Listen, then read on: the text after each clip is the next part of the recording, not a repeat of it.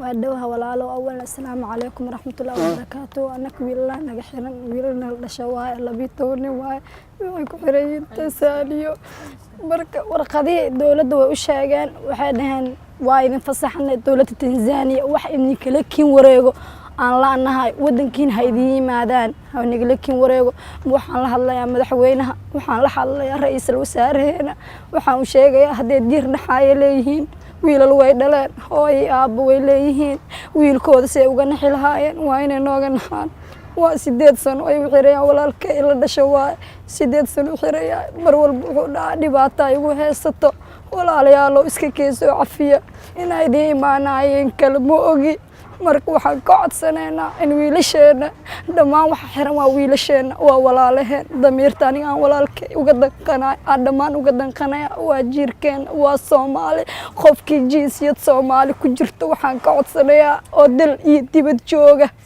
inay walaalaheen noo soo daayaan warqadii waa kuwaana oo saxiixi ahay hada waa kana waa idin saxiixna waxni la wareega keena madaxweynaheena waxaan ka codsanayaa ra'iisul wasaaraheena waxaan ka codsanayaa dhammaan qofkii dhiig naxa oo Soomaali ah waxaan ka codsanayaa inay wiilasheena meel walba ay joogaan noo soo daayaan khayrkeyga waxaa fadhiya gabdho hooyadood aan nooleen oo walaalkood maanta ilaahay booy cid kale oo maqnaan walaalkood la dhashay waa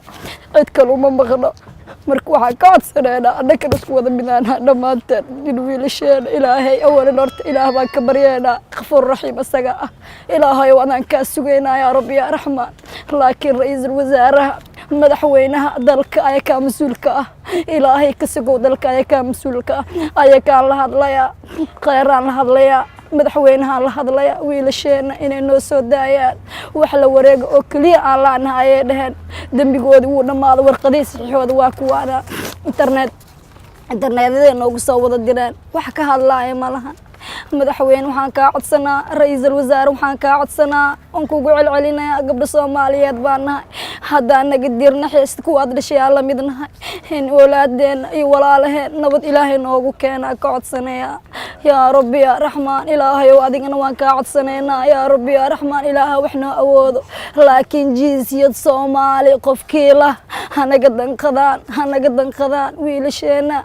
ilaaha ka sugaynaa laakiin ra'iisul wasaare iyo madaxweyne wiilasheena aad ka sugaynaa yaa rabbi yaa raxmaan ilaahay ku nabad isku arka naga dhig codkeyga intaas ku soo gabagabeynaya